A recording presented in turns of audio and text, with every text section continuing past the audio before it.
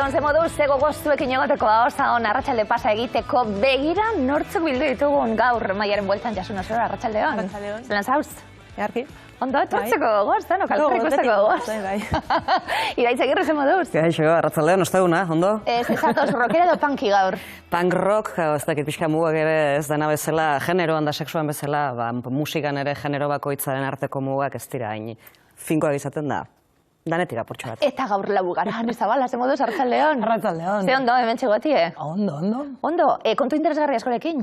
Bilboko kontuak da. Bastatez, ederto. Azteko, gogoeta egingo dugu, sortzaileekin izan gara egunotan, eta egia esan zenbat gozatzen dugun, sortzelan hoiek jasotzen ditugunean, zu sortzaile bazara, jasone, zeu. Bai. Bai, eta hain zuzen pixka, dere gaurko gaia da, sortzailearen eta sorkuntzaren arteko harremana. Durango pixka da, sortzailea eta hartzailea, ez da? Pixkator, edo kontsumitzailea, edo bonaien bezala. Nik aurrekarri duten gaixa edo hausnarketa da, ze harreman dauan sortzailearen eta bere sorkuntzaren artean. Bai. Eta orduan, abia puntu moduan, erabiliko Paco Roca. Paco Roca da komikigile oso ona, hainbat eta hainbasari irabazi ditu. Berak inzaban Arrugaz izeneko komiki bat, gero, pelikula ere inzana, oso, piskat Alzheimerran inguruko komiki hori. Baina, abia puntu moduan hartuko dut bere beste lan bat, El Dibujado, deitzen da, Astiberrik atera du, oindala gutxi, baina El Dibujado badauka berezitasun bat bere sorreratik. Eta sorrera da oso bitxixa, ze Valentziako museoak, arte garekideko museoak, eskatu zion zerbait egiteko, baina Euskarria izan beharrian papela museo hortako paretak. Bai, klaro, hor ja badao nolabait esateko apurketa bat. Ze ja ez da papelian indako gauza bat, baizik eta horma batzuetan eraikitako edo sortutako zerbait. Itxaron, bai. Dinot. Zein izango da tesia gaiarena. Zuk sorkuntza lan bat sortzaile moduen izan dezakezula ideia bat eta sorkuntza lan hori beste zozetan bihurtu daitekela. Hemen sorkuntza lan esaten zuten zuri, liburuak idatzita, segurazki aldatzen dalako hasierako ideia. Burutik ahora be aldatzen dalako hasierako ideia hori. Hane bastara be bai, zu antzerkian zabiltz eta sortzelanetan zabiltzete. Gorpuztu egiten dozu. Bai, baina gauza bat ideia batetik, gero igual, karo, aldatzen da. Bai, gero, itestutik taularatzen direna, zure gorputzetik pasatzen da, eta ja. Bai, Paco Rocak pixka planteatzen da bana da, zer gertatzen dan sorkuntza gailentzen danean. Hori da, berak eramaten zaitxu nintzeu. Bai, hori, prozesuan ziar beti gertatzen da. Ni liburu bat idazten hazen ezen bentsat, badukat abia puntu bat nire kasuan, bado idazle batzuk igual, hasi aurretik ja oso lotuta dukatena gutxi gora beraz izango dan, edo bukaera zein izango dan, eta bar. Nire kasuan ez, niretzat sortzea da improvisatzea neurri handi baten. Bai, orduan, bidaia bada, eta bidaia horretan ez dakit zehazki zer gertatuko dan, eta niri kontatzen dira zer gertatuko dan pertsonaiek. Orduan, nire kasuan bentsat, idaztea irakurtzea bezala da, ez dakit nora eramango naun. Bai, hori oso zaila iruditzen zait? Bai. Bai? Nik uste izaerakin badatorrela. Ni ez nahiz oso metodikoa, enez sekula izan. Igual ikasle garaian eskemaketa itxen itxun, baina agoio itxen ez horrekin. Igual gaztetariz ekarralako gu, iraitz bai, eta historia bat daukagulako, ez dakiz lan zan, erreportai bat, edo kontakizun bat egiteko gaitasuna badaukazu, badakizulako ze kontatu nahi dan. Ja. Karo, pertsonaiek hitz egingo baliate, oso zaila iruditzen zait hori? Baina ordo magia. Ez maz, nik esango nuke nire kasuan bentsat, pertsonaiek ez badidate hitz egiten konturatzen ez da hola historio bat. Niretza beharrezkoa da, nolak esateko pertsonaiek bizitza hartzea. Eta hor da uxarma. Hori espalima lortzen, zerbaitek niretzat ez du funtzionatzen. Jo, da bituzuk zemat idazten zuen, Baina, baina ezken nire historia gehienetan emozioak aipatzen dira, eta emozioak ezin dira ez, muatu. Ezin dozu, nire esperientzian arabera. Nik uste dut emozioak onartzeko eta ulertzeko kanpora atera behar diala. Eta kanpora ateratzeko libre atera behar dira. Bestela, azten bali mazera pixkator gauzak gehiegi neurtzen, ja, forzatzen azten zera. Nik sorkuntza ulertzen dut modu hortan. Beste batek seguramente ulertzen du, nik ezautzen ditut idazle batzuk, dakitena kapitulu bakoitzen zer gertatuko dan. Eta hori euki arte ez dia azten garatzen. Orduan, da sortzeko modu diferentea. Base, bitu, geulaurok eta Paco Roca geugaz, bordun esan dugu, aitzaki hartuko dugu, Paco Roca komiki gilearen enkargua. Valentziako museoan geratu gara. Hori da. Orduan, berakin zabana izan zen, beste premisa bat edo beste eskaera bat ere bazagoen, eta zen, nolabait ezteko improvisatua izan behar zala. Bai, hau da, ezin zan izan, zirriborro bat ningo dut historio guztia, eta gero hormara eramango dut, ez. Berari eskatu zioten izan zen, gutxi gora bera, izate, horrek ez du esan nahi bera etxean zauanean ezabanik pentsatzen. Baina, pixka zen, modu improvisatu baten sortu, eta gainera kontu neuki, hartzailea edo irakurlea bizitari bat izango dela. Eta gainera, egongo dela oinez hori irakurtzen. Bai, ez da, komiki hartuko dut, nahu eserita, eta modu estatiko baten irakurriko dut, ez. Orduan, horren ondorioz, berari burura etorritzen ideia izan zanen zuzen, ze gertatzen da, beste arau bat apurtuko dut, bai? Lehenengo araua da euskarriarena, bigarren araua da marrarena, edo binetarena. Ingo dutena izango da, pertsonaia, el dibujado, aterako da binetatik. Zikau, komikintzaren arauen arabera, binetatik ezin da atera. Orduan, berak esan da bana da, nik ingo dutena da, nire pertsonai nagusia, aterako da, saiatuko da ateratzen binetatik.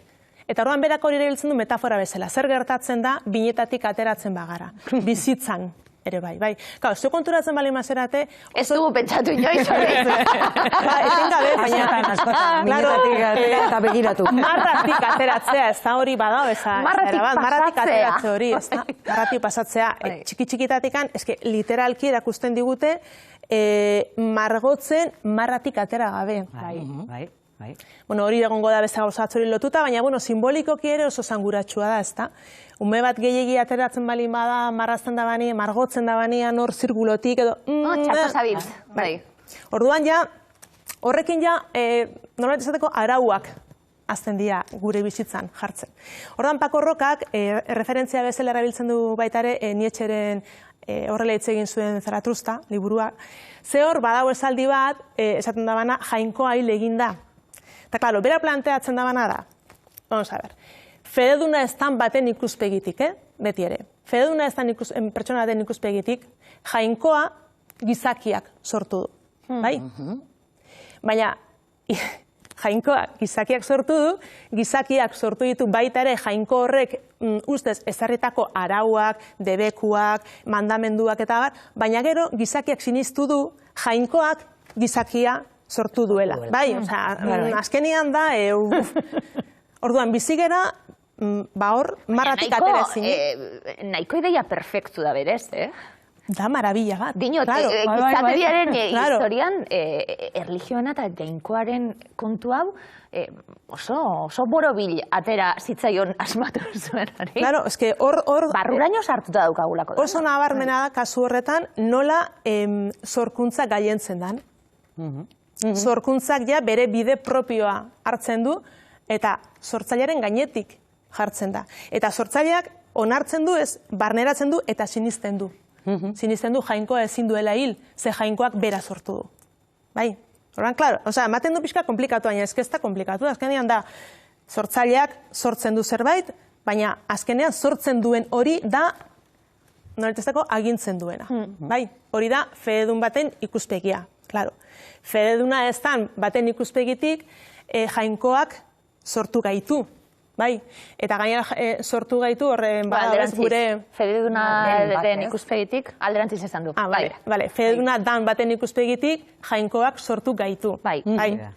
Eta jainkoak sortu gaitu bere, nazu imagen, semejantzan dan, horregatikan imaginatzen dugu jainkoa gizona. Bali bezala, zergatik gizonek idatzi dutelako historia, gizonek kontatu dutelako historia.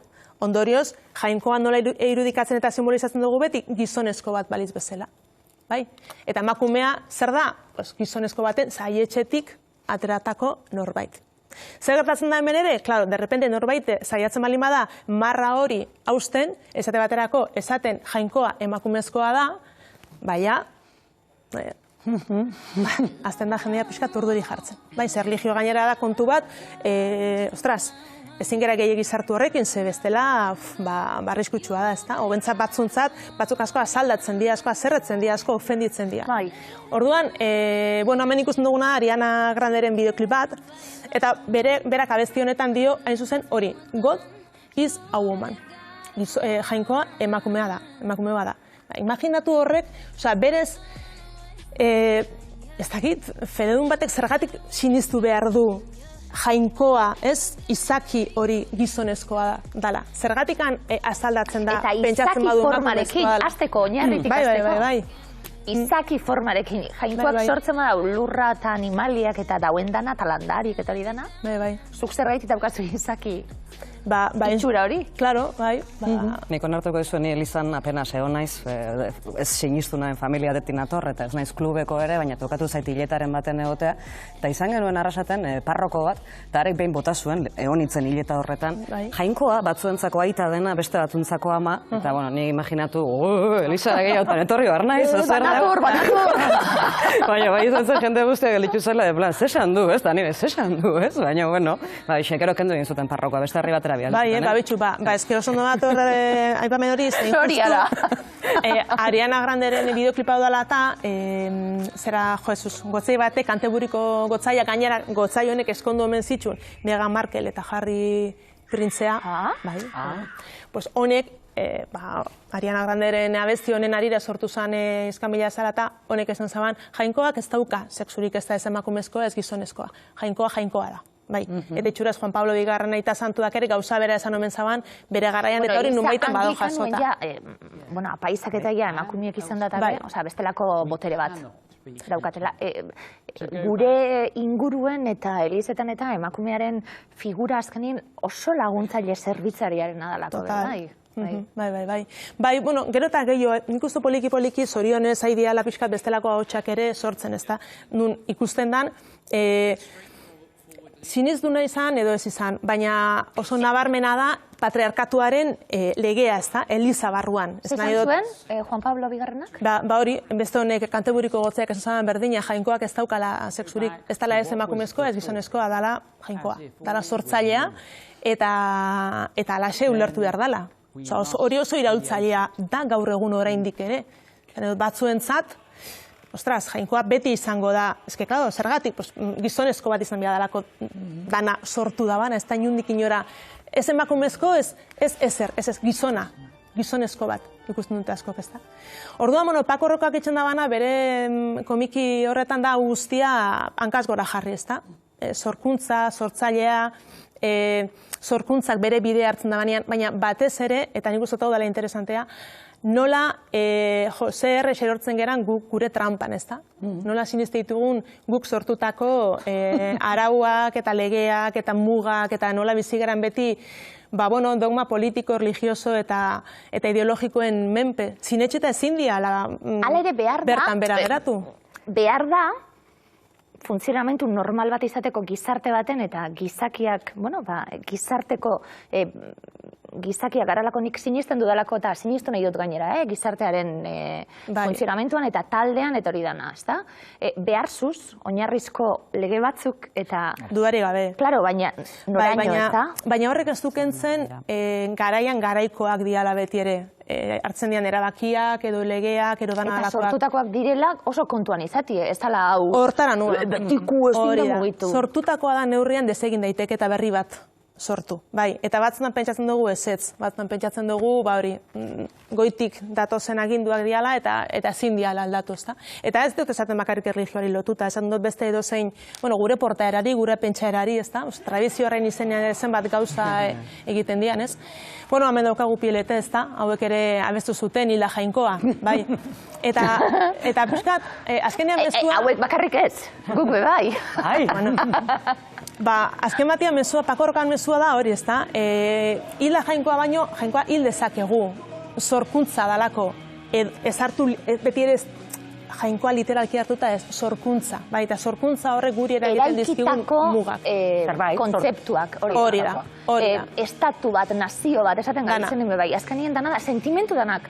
Maitasune romantikoa, dana da, sortutako, eraikitako zer. Bai, horregatik aipatzen genuen lehen, garaian garaikoa. Ez da gauza bera, nola bizi geran gaur egun, edo nola bizi zian, 10. mendean, ez da.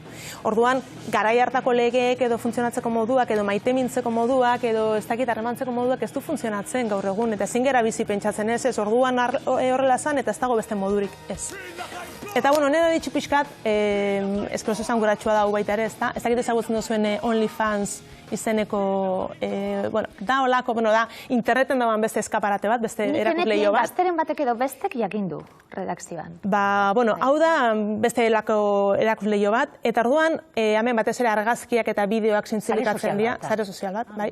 Baina ordaindutako sare sozial bat da. Orduan, batez ere... Nik zuria nahi bat ordaindu behar du. Bai, hori da. Nik zintzilikatzen duten bideo edo argazki bat ikusi nahi baduzu, zuk kuota bat ordaindu behar duzu. Neri ordaindu behar duzu. Bai. Nire fan zara. Zure fan bilakatzen naizelako. Hori da, bai. Baina egisa da, eduki asko edo gehienak eta hobela, lotuta, hori, gorpuze, trukean titi bat erakusten zut. Bai, imaginatu dut, Joan zitekela. Bai. Eta, neri kuriosuin jataz, Austriako pare bat museok, indutena izan da, erabili, kontu bat ireki OnlyFans honetan. Zergatik, beraien, museo horietan da benein bat eta hainbat kuadro, ezin dialako sare sozialetan erabili. Zentzuratu egiten dialako, gorputz biluziak eta bar, ez da. Ez da, terrible. Surrealista. Bai. Surrealista da, ez da. Orduan, hemen berriz ere gaude sorkuntza, ez da. Sare sozialak geuk sortu ditugu. Sare soziala azkan legeak eta horren atzean dagoan puritanismo hori eta eskeda terriblea. Eta hori dena geuk sortu dugu, ez da. Eta nola museo batek erabili behar du derrepente OnlyFans bezalako beste sare sozial bat ordaindutakoa pintura baten titi batzuk ez duzun bezala agertzen dalako. Ez? Pues hori da, azken batean, ez? Hor badau faulatxo bat oso politxa, tradizionala da, baina nire asko gustatzen jata ze oso zanguratxoa da. Eta da, elefante bat txikitatikan, jaio zanetikan, makila bati, olako zutabetxo bati lotuta bizi izan zen, olaz izan, zinetxita ezin zara handik inoiz mobitxu. Urteekin, junzan haunditzen, baina hil zen, makiltxoari lotuta, berak, pentsatzen zabalako etzala gai, aurra askatu eta libre izateko. Azken batean neurri baten hori da sorkuntza, edo kontzeptu bezala, ez da guk erekitzitugu nahin bat eta hainbat gauza batzan gailentze zaizkigu, eta gero gu bizigera hoien menpe. Orduan, asko interesau jata hori Paco Rocak el dibujado komikiaren bitartez indako irakurketa eta ausnarketa hori guztia, ez?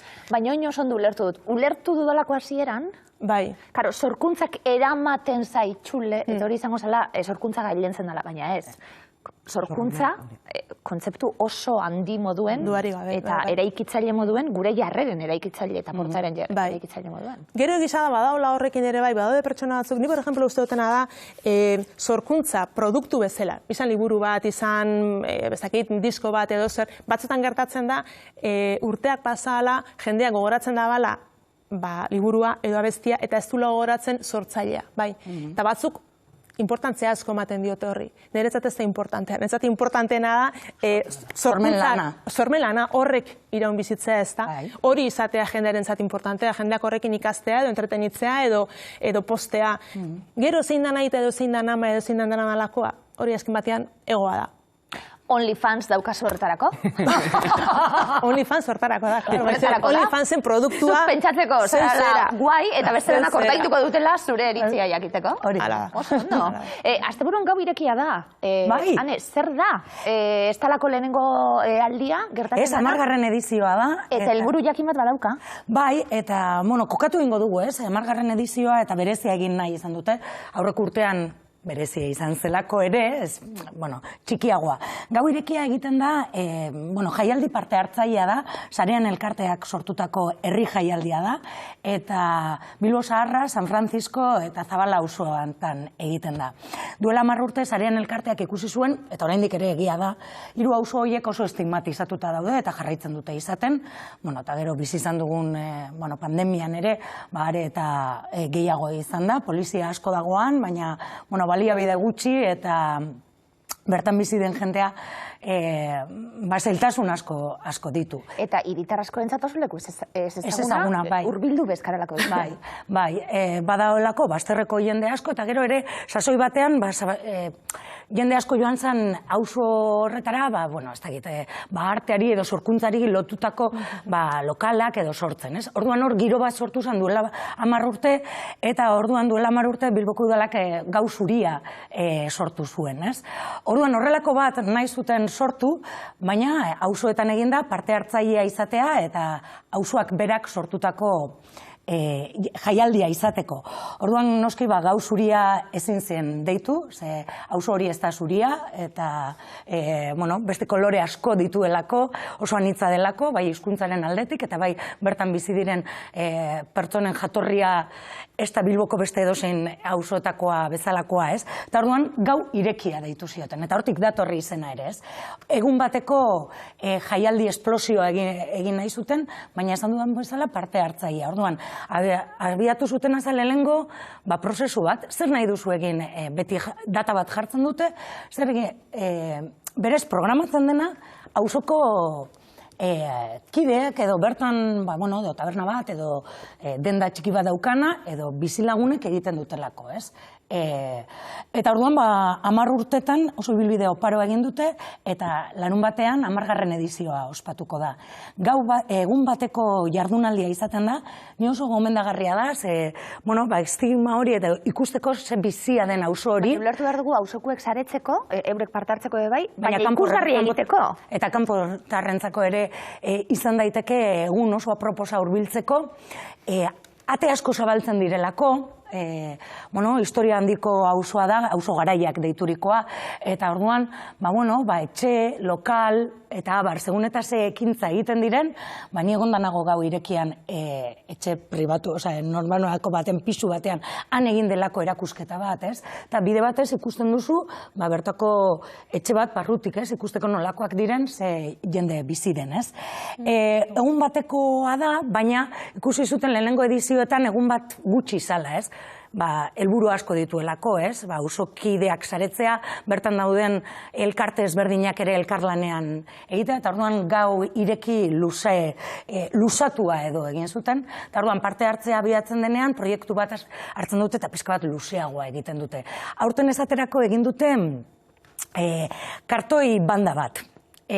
Sasoi batean, hemen eskerraldean oso ohikoa zen, kuadrietan eta instrumentuak egitea turuterekin, eta kartoiez, trompeta antzeko bat, eta kantu batzuk mozorrotu, eta kantu batzuk baina... Elektrotxerangaren aurrekaria. Aurrekaria, bai, eta oso baina hori, galdutako, aspaldi ez dudala ikusi, eta nik gogoan dut txikitan, jaietan eta asko goten zirela kartoi bandak. Musikaria ez, baina hori, turutakin eginda holan ez, tutu batzuekin sortutako instrumentuak eta kantu. Orduan kartoi banda bat egin dute, eta 2 astez sortu dituzte instrumentuak, eta egin dituzte kantu batzuk ikasi, eta orduan larun batean kartoi banda egun osoan zehar arituko da jaialdian. Eta gero bestetik oso interesgarria izan da aurten ere, podcasten gorakada honekin, gau irekiak ere 10 minutuko 10 soinu pilula sortu ditu,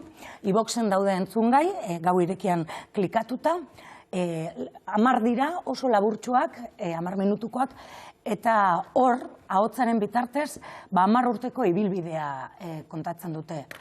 Dagoeneko, hemendik eta, eskeiko dituzte denak, 4 bat daude entzungai, datozen hilabetean jarriko dituzte, eta oso interesgarria da, eta horre ere ikusten da, oso horren problematika, historia, eta zelako borrokak egiten ari diren, bestelako irudi bat emateko auzoari. Proposamena besteak beste asteburuan izango delako, eta... Larun batean, goizetik gaua arte...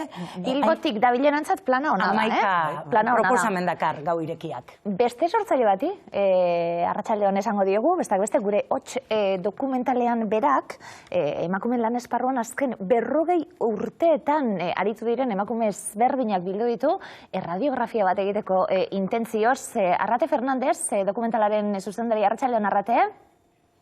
Kaixo, arratsaldeon Ilazki eta Maikideak eta... Hemen txegauz danok gogoz, jakiteko gure hots dokumentalean zer bildu duzun, Arrate, dagoeneko ja erakutsita, eta zer bildu duzun, eta nortzuk parte hartu duten, eta batez ere, zergaitik bildu emakume hauen testigantza? Azteko, Ilazki, batez ere gure memoria historikoari erreparatzen badiogu, emakumeen inguruko biografiarik oso gutxi zegoenez, hortik abiatu ginen ikerketa lan honetan hasteko, Eta batez ere, badakizuten, provintzia ezberdinetako Itxaro Borda, Caroline Phillips, baita ere Maite Aristegi, dago Nekane Jurado, agertzen da Alaia Martin, badira, emakume ezberdinak euskal geografian bizi direnak, eta beraiekin batera partekatu dugu dokumentalean, irudi ezberdinak hainbeste 40 urte hauetako mugimendu soziale feminismoaren inguruan mugitu diren beste korronteak, baita ere aldarrikapenak izan dira garrantzitsuak kontatzeko, eta gure ikerketa oinarria zintzen, lan merkatua emakumena, eta zer gertatu dena merkataz armartza da, eta horren berria ematen du gure dokumental honek. Arrate, ikusten gabiltz eta aukeratu dituzunak eta parte hartu duten emakumeak kategorizkoak, belaunaldi ezberdinak esaten zabiltzen moduen, eta purtsu bet, lan esparruaren erradiografia hori Euskal Herrian, hala ere, klaro, lana emakumeari dagokionez, ez da zelan zehazten dugun lan esparrua zer dan emakume bati dagokionez, eta beste belaunaldi bateko emakume bat kontuan izan da zer esanik ez? Gure zuzenean testira joan zara, ilaski zeren eta transmisioa egon da belaunaldien artean, hori da aztergai garrantzitsuena. Batik bat, ikusiko duzute eta ere, esan duzun bezala, esparru ezberdinetako emakumeak, bai eremu publiko eta pribatuan lan egin behar izan dutelako markada ezberdinetan, eta horrek ekarri ditu ondorio eta konsekwentzia ezberdinak. Eta emakume horiek hasieratik egindako buruka edo lanaren ondorioz, beste belaunaldiak beste era batera bizitzeko bermutasuna lortu dute. Eta orduan, ikusiko duzute, ze garapena egon dudan, ze eboluzioa egon dudan, ze arrakalak egon dudan, ze aldarriak eta ze itunak sortu diren egunerokotasunean, eta lan munduan, eta gero, hemen azken finean, eta nik uste garrantzitsua da paraleloki, kontatzen dena da baita ere, ze eragina izan duen kontziliazioan, ze eragina izan duen zaintzan, eta ze eragina izan duen gure ingurumenean, ze eragina, dira gai oso potoloak, baina daudenak ere baita oso erlazionatutak errotik gure lana eta bizitzaren egunerokotasuneko bizi moduari edo bizi mailari ere. Arrate, ulertu nahi dugu, hasierako zure intentzio hori zala, hau guztia ikusi nola uztartu den eta nola izan den azken urtietan, azken hamarkadetan, esango dugu, parte hartu duten protagonistek gauza asko dutelako esateko, lan asko, hala ere honen atzien, elkarrizketa formatuan egindako dokumentala dalako bebai, ze kontatu dizute gitxi gora bera, zerekin geratuko zara, ze ondorio atara dezakegu dokumentaletik, horren beste lan egin eta gero Arrate, zerekin geratuko zara? Azkenean, nik uste gaur egun ditun gaiak pilpilan izango da justu memoria historiko edo ibilbide historiko horren karia edo arrazoi nagusia. Zergatik gauden hizkuntzarekin gauden bezala, ze formulak planteatzen dituzten eremu ezberdinetako emakumeak, zer gertatzen ari den immigrazioa, rasismoa edo gai horiekin ze baita ere oso lotuta daude feminismoarekin edo baita ere gai oso femininoekin lotuta, izan daiteke baita ere COVID-19aren inguruan ere baita aztertu dugu, bete-betean sartu zitzaigun eta ze ondorio ekartzen duen gure harremanen ekosistemetan edo zer eragina daukan ingurumenea, zergatikan dakarren lan aldaketa edo reforma horren justu parlamentuan eta estatu mailan ere baita erabakitzen ari dena, besteak beste gai batzuk dira feminismoa bera ere baita, ze ikuspegi desberdinak dauzkagun, ekofeminismoa izan daiteke, ekofeminismoa berdintasunean desberdintasunean bereiztua, ideologia ezberdinak eta orduan bakoitzak bere ahotsa izatea saiatu gara, eta beraien lanbidetik ere baita transmitituko digute. Testigantza bildu, batez de, Arrate, gustatzen zait niri lan hori, edozein soportetan, edozein formatotan, ikusentzunezko lan baten bebai, liburu baten bebai, lan antropologiko baten bebai, azkanien testigantzak bildu, sasoian sasoikoak, zenbat ikasten dan horrekin bebai. Gure hotxe aurkeztu duzu, ikusteko aukera, non izango da ikusteko aukera, Arrate Hemetik aurrera? Justu Durangoko estreinuaren ondoren, gure ibilbidea izango da ja 2022an eta badauzkagu ja herri batzuetan ere eta ja egunak zehaztuta ikusi ahal izateko, eta orduan gure asmoa da iristea esan dugun bezala Euskal Herriko probintzi desberdinetara, eta horretarako Zine Euskadin plataforman gaututa zuen, baduzue gurekin kontaktatu, eta baita ere bitartekariak eta izango ditugu, orduan horren berri eta horrela, horren antzean ere baita, joango gara komunikatzen zuei ere baita. Ikusi ahal dezazuen, eta formato desberdinetan ere moldatuko dugu, agian beste artistekin edo beste jarduera batzukin, eta espero dugu solasaldiak ere izango direla tarteko.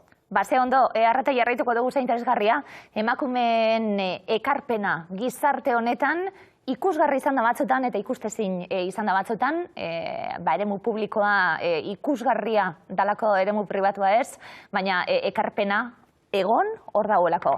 Arrate Fernandez, eskerrik asko? Mila esker, eta Euskal Telebistako guztioi, eta mendikan zuzenean urrengo batera arte eta konexioan jarraituko dugu. Oso ondo, Arrate, eskerrik asko. Iraitz beste zure gaietako bat, hitz egin genuen honi buruz eta kontziliazioetan kontu guztiak, egon badagoelako ekarpen hori. Eta azkenin honelako, lanek, beste aletxu bet, ezta? Azken hamarkadatan kriston saltoa izan da, iaia esparru guztietan emakumeontzako, ez? Orain arte bukatuak izan zaizkigun espazio publiko guztietan hasi gara agertzen, sartzen, muturra sartzen, ez indarkeria askoren kontra eta norberak ere energia asko jarrita, baina bai zalantzari gabe eta dena aldatu da.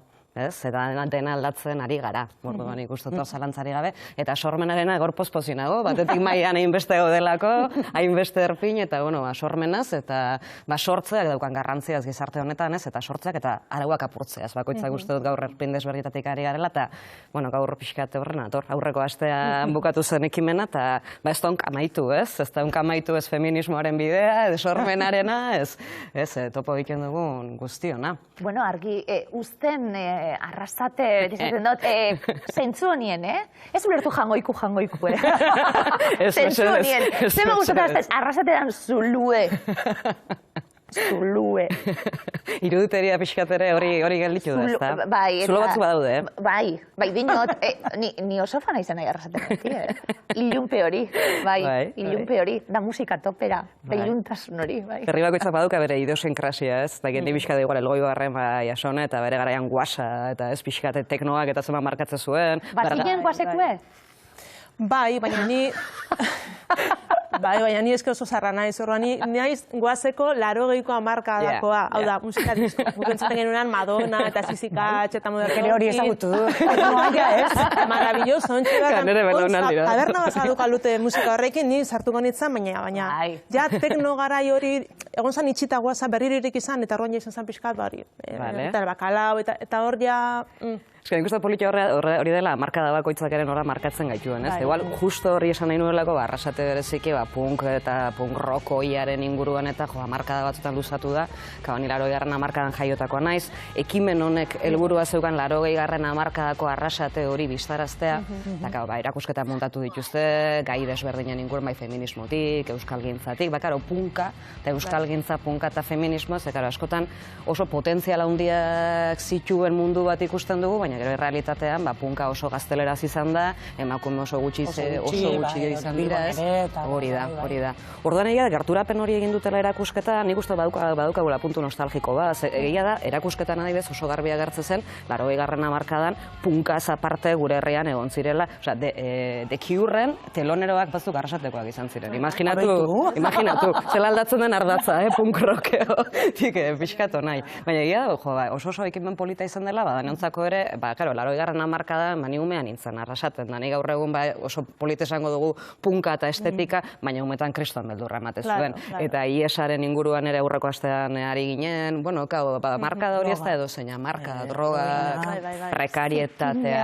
Gogorra, politikoki oso gogorra. Baina bezala batikan, sorkuntzaldetikan oso paro. Hori da. Baina ulertzen dut ez esaten duzuna beldurra, ez? Bilbon ere nik gogoratzen dut Erronda kalean gaueko eta bai ematen zuen pixkat... Ergobarren ere, Ergobarren heroina eta iesa eta izan zian, terribleak, mina asko inzuten. Eta gainera pixkat mundu honekin, ez, gaztea, austura batetik zen, ez? Gero adiez, nik gaur pixkat punka eta feminismoaren pixkat bidetatik egingo du, baina ulertu behar duguna da, gurera oso berandu iritsi zela udena, osea, 78-79 arte, nahizta mundu anglosajoian mugimendu guzti hauek ere bat zeuden, ez dakit hanka sartuko dudan, baina uste denda ustekoaken Uxue Alberdik esaten duela, urte berdinean gertatu zela, Salvadorrek txistu egiten dioten finala eta Jimi Hendrixen Budestokoko kontzertua, ez? Orduan, askotan, ez dakit nun baiten, baina pixkat urte garaikideak direla eta askotan, karo, ez, daukazkagu genealogia anglosajoiak oso gure egiten ditugunak, oso euskaldunak eta askotan, garaikideak hasten badara kontutan hartzen, ari gara kosmobizio eta mundu oso desberdinak hitz egiten, ez? Eta bere egunean hemen ere, berandu xeago sartuta, edo... Bai, garaikide, seguro, Jimi Hendrix hiltzen da. 70 eta piko, 70 hiltzen da, Salvador, orduan garaikide. Bai, garaikide, ikuste dituzu bia da ze moderno bat, eta bestea da jude, zer da, hau, ez? Eta oso polita da zentzu horretan. Nik onartuko dizut, ez da onkamaituko lantaldea, zorionak eta eskerrak ematea, laguna ditu dalako, eta oso lan polita egin dutelako, baina egia da, gonbidatu gintuztela, gonbidatu ninduten feminismoaren roka eta feminismoaren maiko dinamizatzaia izetera, eta ikaragarri eskartzea horrelako etxeko lanak ematen dizkiatenean, ze gauza asko lantzeko, eta pixkat horrelako, naiz, gustatzen zait, batetik bestetik, eta kuriosoak garenak hoxe daukagu, ez, gauzak jakimina asetzeko. Jota, ez, bitxikeria bat, deskubritu ez, etimologia zalea naiz, badakit etimologiaren ez dela oso zientzia perfektua, baina usnarketarako bako politak ematen ditu, eskerrik asko. Baina asko gustatu zitzaidan, zaibez, honekin, punk hitza, banekien punk hitza, karo, punka dator rockaren austura bat bezala, ez da? Eta punk hitzak basuraz, eskoria, zaborra esan nahi du, eta bere egunean izan zen hitz bat, imaginatu, Londreseko, New Yorkeko, ikusten zituztenean jende hau itxura hauekin, eta gaina pobreak ziren, da, intersekzioan, segurenera punkaren sujetu izan zirenak, ez ziren gizarteko honenak izango, eta zaborra ditze zitzaien, da punkari ere musikari zaborra, baina bigarren adiera bat ere badu, dela mutilo homoseksual gaztea esateko rufian, edo ez, pixkat, marika, bai? Eta gustatzen zait, zer reapropiazioa zergatik, iseka bat reapropiatu zuelako mugimenduak. Zer da kontua, feminismo hitza ere reapropiazio bat, omen dela, Paul B. Preciadoren arabera, niberari entzunio, baina asko gustatu zitzaidan, eta feminismo hitza ere mediku batek asmatzen omen du, gizonek zeukaten gaitz bat izendatzeko, 19. mendean. Dela gaitz bat, emakume egiak zirela, femenino egiak zirela, eta ordan feminista gaixotasun bezala sortzen da. Eta gero, Dumasek, semeak, hor erabiliko du gizon eta emakumeen eskubideen alde erokeria hori aldarrikatzen dutenei feminista deituko die, eta hirugarren feminista frantses batek hartuko du hitza eta reapropiatzen du hori ez dela, Las Bulpesen me gusta ser una zorrarekin egin zuten bezala, ez? Osea, emagaldu bagara, nahi duguna egiten dugulako, emagaldu izango gara eta zorra izango gara, ez da? Eta, punka eta feminismoaren heldu hori, ez dakit nola esplikatu, maskulinitate hegemonikotik etorritako bi iseka izatea, bi mugimenduen, ez dakit kasualitatea edo kausalitatea den, ez? Bazken batean, arauak apurtzea etorri zelako, ez? Eta, hemen pixkat ikusiko ditugu, pixkat, niretzako izan da oso politia, bi referentzia, bat partekatua daukagu, bere egunean bi Albertainen txikos musika eta ropa, liburu bat, deslitz, erreferentzia. Dibez hori, eta ni oso pozina horrelako kaiak lantzea tokatzen dela, nire herrian ere jendeak referentzia esente eman dizki, eta potxokok eman zidan bere egunean liburu hori, eta beste ekinek eman dit azken hilabete honetan Vivian Colmanen La venganza de las punks, punk emakumeen zea ez. Eta, dira oso liburu interesgarriak, nik esaten nuena ez, Arrasate, pixkat iruditeria hori, punkarena, bestea, rock radikal baskoaren hori gure soinu bandaren parte bat izan da. Oso garbia. Eta ez hortik aparte, ingelese, ez dakit, Ramones, The Clash, pasatzen zait, genero honetako musika gintzaz gizonen gehienak ezagutzen ditut. Euneko 80 bat gutxi gora bera badakit. Liburu hontan eta bestean agertzen diren emakumezko taldea zer esango dizu, asko jota, Siouxsie and the Banshees, Blondie agertuko da, eta ez dakit, zuek gehiago jakingo duzu, niretzako oso potente izan zen, ez? Niretzako Blondien geratu, eta listo. Hortxe ez da, eta berriz, gaur egun ere, eta oso ariketa basikora ekarrita, Wikipediara joan ezkero, eta punkaren rockaren historian, bi horiek aipatuko dira, asko jota. Eta berriz, punk feministara bagoaz, gertuko zaizkigu, 70. hamarkadatik, izen pila bat hemen ikusten, Biba Alberten deslitzekoak ziren, hau, puntazo bat, niri taldea asko gustatzen zait, eta musika asko gustatzen zait. Zutren gara, deslitzen musika badaukagulako, eta emakume talde bat, eta gero zelan kontatzen duen liburu zoragarria da, bestiebe hartuko dugu, referentzi... Eta gaino oso polita da, zebixka gainera hori, eta ropa musika txiko, ez da gauza superficiala dirudin, eta ez da, osea, guztiz bat ere. Ami asko daukali. Zugarria dauka, ez? Zer da, novela bada, edo... Bai, bere bizitza kontatzen. Hau izan zen deslitzeko sortzailea, eta gero kazetaria, musika kazetaria, baina deslitz taldearen sortzailetako ziren 4 emakume, 20 bat urte zituzten gazte-gazteak, eta The Clashen, The Clasheko... Bai, batekin Zebilen, Eskalaguna izan, Sex Pistols... Sid Vicious egan zuek, aletik skinheadak datzen. Bai, eta ezagutzen dituzu hori, gizonen talde guzti horiek, eta egia da berak aipatzen dituela liburuan pio bat. Bai, eta gertzen desagertu egiten dira, eta nik horrelakotan da horregoan lagunarekin hitz egiten beste mutil batekin, esatezean, zuk 15 urtekin jakingo bazen, eta ni, behar bada, taldea sortu genuelako, baina behar bada beste referentze batzu, ze, karo. Zure taldin izena zein zat? Hora espaldiko, hori bintaxa. Izena. Hainbat zen taldea. Lotxatu itzeta, bere obraz lotxatzen dan artista. Gabota, oin ezin gaituzela, gabala, jakin da. Nik uste nire izan zen idan aurroko bat, baina nire agoratzen. Bueno, ginen... Ez da bezango, Hainbat zen izena, eta gure bos neska ginen, eta ez netzako beti esaten dut, ez da ondo esatea, baina guri pasatzen zitzaigun gure inguruan, 15-16 urterekin gure inguruko mutilak punk taldeak egite zituzten. Neska taldearik ez du sortu, nire 25 urte nituen hainbat sortutakoan, esan nahi dut. Ariketa feministatik datorrela gehiago eta zain beste sormenetik, hau da, emakumeak falta dira, nun daude emakume taldeak, gaur egun ere ez daudela, Dela beste emakumeak leku askotan sartzen gaude, baina egia da, emakume talde oso gutxi daudela. Eta gu izan zen, eta aurrako baten Miren Aranguren, Itziarziga eta Jokin Azpiazu izan dituen mailan, eta momentu baten Miren Aranguren entzunion da asko gustatu zitzaidan, berari punkak eman ziola aukera gauza gaizki egiteko. Eta totokari badirudi, baino ez da. Eta adibidez niri guri hainbaten ere... Marratik... Bai, hori da, marratik irtetzeko, do it yourself, zugu geuk egingo dugu, eta adibidez guri gertatu zitzaigun, gu musikaria ginen, etxean zerbait egiten genuen, baina taldean jarri arte ez genuen inoiz pentsatuko publikoara irtetzeko gai izango ginen, lau akorde gaizki jota, ez bestea, baina egin genuen gorputz kolektibo bat, ikusten genuelako bere horretan hori zela, hori ez, orduan, lau gauzarekin ez dela oso femeninoa, ze gehiago emakumeok egiten dugu dena, detaileraino, estelentziaraino ekarri, eta guri okurritu zitzaigun, ridikulo egingo dugu, baina bere horrek provokatu egiten ditu gauzak, ez, eta horre punka, ez dakit, punkak badauka askotan oso pose radikala, baina ja dagoeneko ez dakit transgresorea den, hainbat gauzatan, ez dakit, betikoak eta betiko iruditeria eta betiko jarrera berdina errepikatzen bat, ezer berririk ez badago, ez da oso punkia, ez? Oso punkia, baina, bueno, pixkatzen zu horretan, ez dakizatik bukatu honetan itzaiten, baina pixkat, baina egia dena da, igual... Desbideratzen ari gartako, zeu, une oro? No, a ber, esaten da, eta ez du esan dut. Hainbat, hori zan izena. Hainbat. Hainbat zan izena, bai. Baina, bueno, egia da, eta gero... Zeizen txarra? Estatikoa zen, bazokan bere joko. Barkatu. Diferente idazten da. Da, A-I-N/baxua bat zenbakia, bazokan bere joko estetikoa. Hala ere, dinot, oso erakusketa ederra izan delako iruditzen zait gainera, eta nostalgia puntu horik endu badaukalako pasatutako guztiak obie izan danan nostalgia, eta esaten gabiltz, ze sasoi gogorrak izan ziren, segurazki gure ume begietatik, eta nik beti esatu ni oso zoriontsu izan nahi umetan, eta dana oso idealizatuta daukat, sasoi honenak izan ziren moduen, baina oso sasoi gogorrak izan ziren, eta ondo dau ikustie Euskal Herrian, loko. Eta nondik datorren da mugimendu hau guztiak, egoerako tentsio politikoak, krisi ekonomikoak eta bar, hortik datorrelako hau dana, gaur egungo begiekin, eta batu zineten guztiok kontuan izan da, karo, hemen ez dago emakumerik.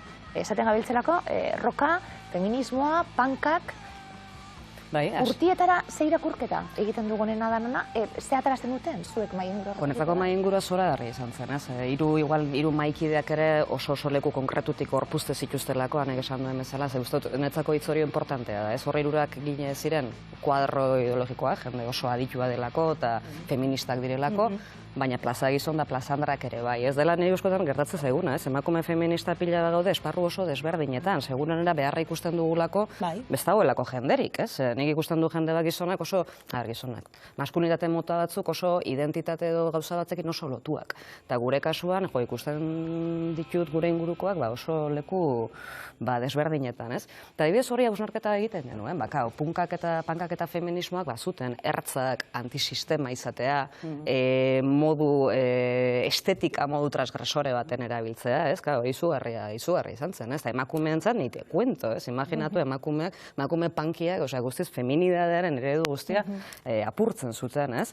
Zituzten, zebatzen do it yourselfen idea hori, tripetatik kantatzearen hori, ez? Gu manifestazioetara edo, baina, haserre gaudenean tripetatik egiten dugu, ez? Eta punkak ere badauka hori, ez? Ordan potentziala izugarria zen, hasiera batean egon ziren, hori aurreko aten Iker Barandiaranek ere esate zidan, eskoriatzen egon zela adibidez trans abeslari bat.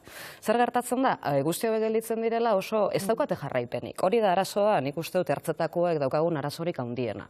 Naiz eta asko egon, gero erdigunean kokatzea ez dago transmisio zentralik, ez? Ordan momentu batean, hori dena desagertzen da, eta potentziala baizena, ikusten da, gero bere horretan etzela izan, eta beste dozein momentutan bezala, emakumeak grupiak zirela, edo ez, momentu batean, hori adiz, 81an bikini kill eta pixka riot girl hauek aldatu egiten dute, hauek salto bada, 80. hamarkada, Washington, Seattle eta pixkatez movimentu guzti hau, eta hauek kokatu ziren ja esaten, ez, hamarkada honetan potentziala zen, baina ez dugu ezerra aldatu, ez, eta gatoz beste pose batera, eta ni bikini kill adibidez, testu inguruntan ezagutu ditut, eta maite mindutan nago, hauek izan ziren riot, batez ere bajuak sartzen dituzte hasieratik pasada bada, asko gustatzen zait bajuen, Ramonesen diskoa dena bajuena, bikinik. Hau gustatzen zait. Eta oso polita da, ze hauek oso atazka, polemikoak izan ziren, ze hauek esate zuten gizonak denak atzera eta emakumeak lehenengo aurrera, ez? Gil gestu de front, ez? Emakumeak lehenengo lerrora, emakumeoi pogoak ez zaizkigulako inoiz errazak egin. Eta ez da emakumeak ez dugulako nahi, baizik, eta espazio horiek kostatzen da doblea, ez? Doblea, eta oso zaila. Ni zenbat urte behar izan dituan kontuatzeko kontzertuak, ez zela kontzertuak ez izkai dela gustatzen. Zela oso zakar, oso violentatuta egoten. Fisikoa, oso fisiko. Hori da. Sasoi batean. Hori da. Orduan ondorio bezala jaski, gauza asko aipatu ziren, baina adibidez gustatu zitzaidan asko. Punta batzuk hartuta nagolako. Bai, esan. Bai, gustatu zitzaidan asko, pixkat bukaeran, igual Miren Arangurenek eta Itziar Zigak ere esate zuten, ez? Momentu batean, datorrela gazteria, guk ditugu referentzia batzuk iruditzen zaigula, ez dakiz zer izan direla, baina adibidez feminismoaren, edo LGTBien, edo transen aldarrikapenak, edo beltzenak, badaude zerak. Baina ez ziren sartu, eta berriz, reggaetoia, trapa, askotan goiti bera begiratzen ditugun beste guzti hauek, bari direla ertzetako leku egiten. Eta berrez, du esan nahi Euskal Herriko guztia maskulin, baina egia da, oso eredu gutxi izan ditugu, gizon eredu desberdinak ere bai, baina maskulinitate eredu desberdinak, baina ez dira inbeste egon. Eta berriz datoz beste musika hauek, badutela do it yourselfetik, ez? Badutela, 2020 urtera, eta punkaren kontua, momentu honetan igual hemen ez, baina Rusian pusirriotak irtetzen ari dira, Txilen, Mexikon, talde punki pila bat irtetzen ari dira, ez? Punkia jarkorra berdi zaite, elementu hau dituztenak, eta azkenean, momentuak, kontrakultura beharra duaute, momentuak zabaltzen direnean, tripa guzti hauek irten egiten dira modu batera edo bestera. Eta guai dago, pusirriotak oso nabarmenak kartzela gana zituzten, ez? Baina, transgresioa da, ez, arauak apurtzen dituzte, ez? Baina ez derra, esan duguna apurtu, ez da, daukagun idei hori. Gustatu zait, beldurrarena, klaro, zen, beldurtzen ginen.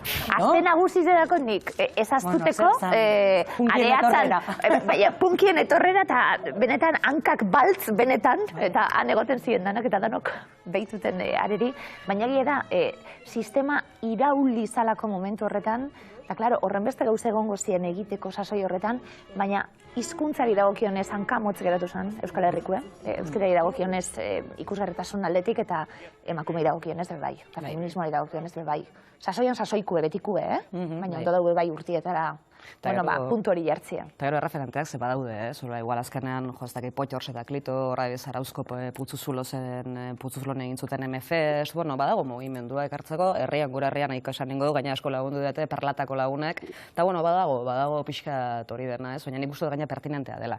Eta horre ikusten dugula horrelako adibidekin, aurrekoetan ez ditugula izan horrelako adibideak, orduan ez tonka amaitu eta ez da amaitu. Zederra, hainbat gauza kontatu dizkizu, interesgarriak.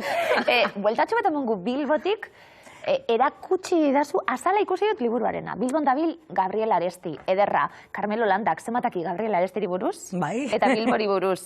Eta ikusi dudanean, ane aurrez aurre liburu hain ederra iruditu zait. Edizio zoragarriak indutxe Atxaletxu Bilbo baten Arteko. Carmelo ekarri beharkot oneri buruz berba egiteko. Bai, esan duzu, Bilbotik paseo bat emateko proposamena egiten digu Carmelok honetan, baina Gabriel Arestiren eskutik. Eta ez, Sevillen baizik eta gaur egun.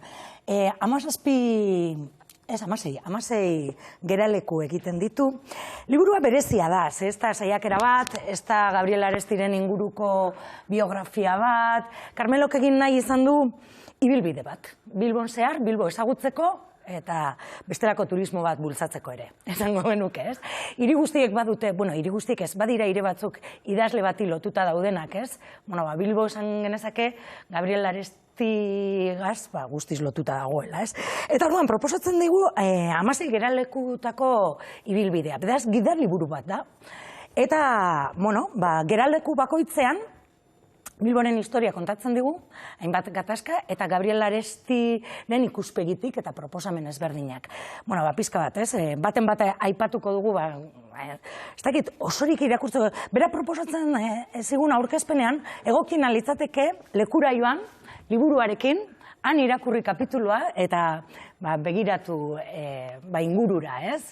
Museo baten egoti moduen audiogidakin, baina bertan. Hori da, gure papeltxuegaz eta irakurtzen du. Bai, Erro Argitaletxeak atera du, Gabriel Aresti kultura elkartearekin elkarlanean, eta Bilbo Arteko bertako sortzaileek egin dute diseinua. Eta hemen bertan hasieran, hori ez, ikusten da ibilbidea. Barruetan Lamarkalean hasten da, noski, jaiozen tokian, baina egiten du Bilbo osoko ibilbidea. Eta bukatu Arriaga plazan. Jartzen ditu, edo kontatzen ditu, batez ere, Bilboren historia, baina ez dakit nola esan, hizkuntza, euskara jartzen du aurrez aurre. Jartzen ditu aurrez aurre, adibidez kapituloan nik ez nuela ezagutzen, La Concordia kafetegian, La Concordia antzaren ez, La Bolsa eraikina dagoen, La Bolsa zentro zibikoa ez eraikina, alboan zegoen kafetegi mitiko bat omen zen, nik ez nekien, gazteagoan nahielako, eta hortxe elkartzen ziren poeta euskalduna, Gabriel Aresti, eta poeta Gaztel erdaldunak, Blas de Otero, eta hainbat aipatzen ditu, ez? Eta hor, 1950 jazten dira. Zer da Euskal idazlei, eztabaida, ez? Betiko ematen du eztabaida. Bestetik, noiz hasten da, adibidez, beste kapitulo batean kontatzen du, noiz hasten da Bilbon euskara galtzen, ez? Esango gendun.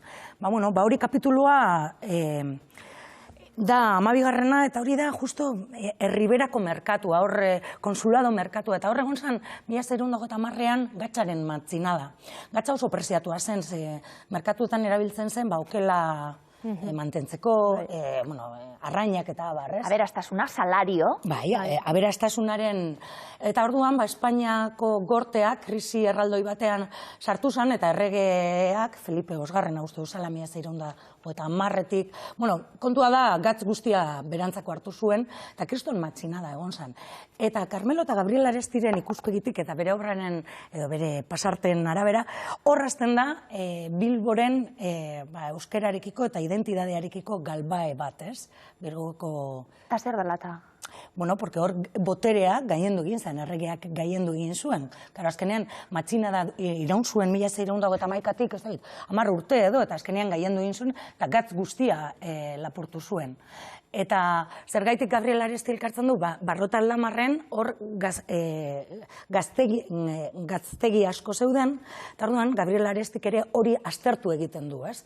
Bueno, kuriosidadez beteriko ibilbidea da, Ederra, eta... beste pasarte bat da, Euskara Batua plaza berrian egiten du geldialdia, Barrenkale Barrenara ere egiten du, Jorge Oteizarekin eztabaidan jartzen du Bilboko udaletzean, bi sortzaile handi eta, bueno, bere hartu emonak eman izan zituzten kontatzen ditu hemen, eta dena dago gainera Karmelok oso ondo dokumentatuta argazkiekin, bueno, Gabriel Arestiren edo gutun, poema, pasarteekin, argazkiak, oso gida liburu, bueno, liburu berezia esango nuke dela. Omenaldi bikoitza da bai, ez da Bilbori, esango dugu, eta Gabriel Arestiri, eta tarteka, bueno, Arestiren figura etortzen da, tarteka, eta ezagutu zutenek besan da, ze intelektual handia izan zen, ze... Berroetak urtekin hil zen, eta izugarria esan ekarri zuena. Karmelok izaten zuena da ere, gaur eguneko Bilbo ulertzeko era bat izan daiteke, ez? Zenbat gauza galdu ziren, beste geldialdi bat da Euskalduna Jauregian, lehen hor Euskalduna ontziola zegoen tokian, horre ere Bilbok izugarri galdu zuelako, eta Bilbok galdu zuenean, ontziola baten itziera, galdu zuen Euskal Herriak, langilegiriak, eta horrazten da beste Bilbo baten iruditeria, ez? Eta gero, bueno, iruditeria eta gero gauzatu egin dela, ez? Bueno, gilearen, Carmelo Landa politikari moduen ezagutzen dugulako, baina Carmelo Landa niri behintzet bai literatura irakaslie. Niri izan dakue unibertsitatean. Bai. Eta, bueno, abestak beste, ze sensibilidade eta zenbat dakin literaturari buruz, eta orduen, bueno, ikusi beharko, zelan josten duen hori dana. Proposamen ederra, Bilbo ezagutzeko. Eta liburu oso politxe, hane, ideia lapurtuko dizu eta berrea osabara dakaten. Amaitzeko, kontatuko diazu garatu ekimena zer dan? Labur-labur? Bai, Oian Eder Euskararen etxean jarritako, martxan jarritakoa, sorkuntza ere, eta gazteak, beti ere kezka, ez? Eta hizkuntza, ez? Zergaitik ez diren hurbiltzen edo, bueno, dana delakoa, Oian Ederren kezka horri buelta emateko, garatu kultur sorkuntza eta pentsamendu kritikoa jardunaldiak sortu dituzte, azaroa eta abendua bitarte sortzen ari dira, 15 gazte ari dira, saio ezberdinak eukiten sortzaileekin, eta, bueno, modu kritikoan eta parte hartzailean zerbait sortzera lagunduko dituzte gazte, 15 gazte hauek, ez? Hilabete oso batean, azaroan erdialdean hasi zen, eta abenduaren bukaeran bukatuko dute, eta, bueno, larun batetan biltzen dira, eta hori, bideak erraztu nahi dizkiete gazteei sortzeko, laguntza eukiteko, horri egon dira formoleko antzarkilariak, baita ere, saio ezberdin, Odei Barrosorekin euki duten beste saio bat, saio ezberdinak, eta gero, asmoa da, modu kritiko batean, parte hartzaiek, gero, zerbait sortzea.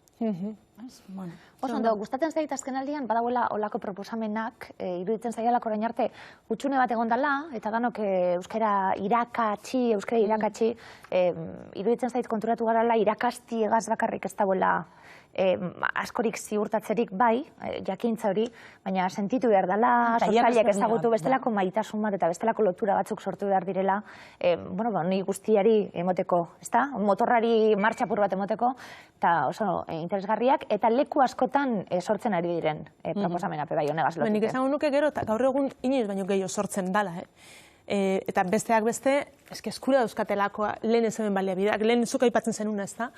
Gaur egun, teknologia berrieri esker, ezagutzari dagokionean bakarrik, edo akademikoki, edo jakiteko munduko beste punta baten zen musika egiten dan, ze idean idazten, hori guztia jasotzen da, moldatzen da, transformatzen da orduan, nik bai dakasentzazioa sortzen dela gaur egun, lehen baino askoz gehiago. Gero igual hori dana ez da ondo bideatzen, kudeatzen, baina sortu, gazteek. Igual horrekin lotuta eta igual pixkatu ondorio, mainguruko ondorio bat izan zelako eta ados egon da, pixkate kideek esate zutena zen, mugimendu hobek adibidez komunitatea zeukatela ardatz, ez?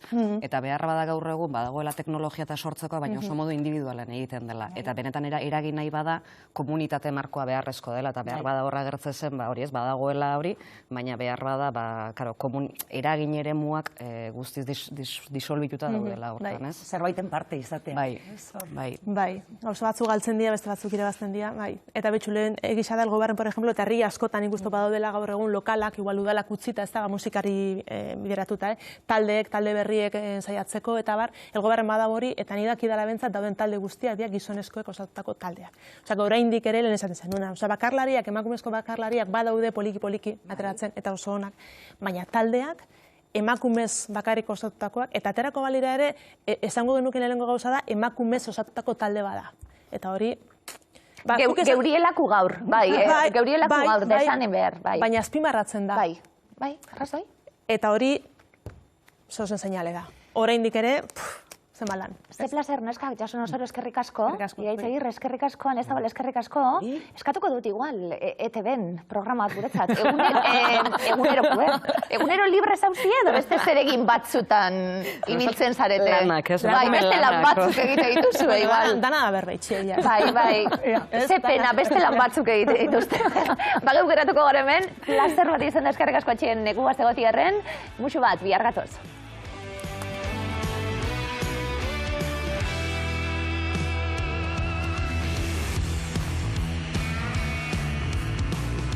Thank you.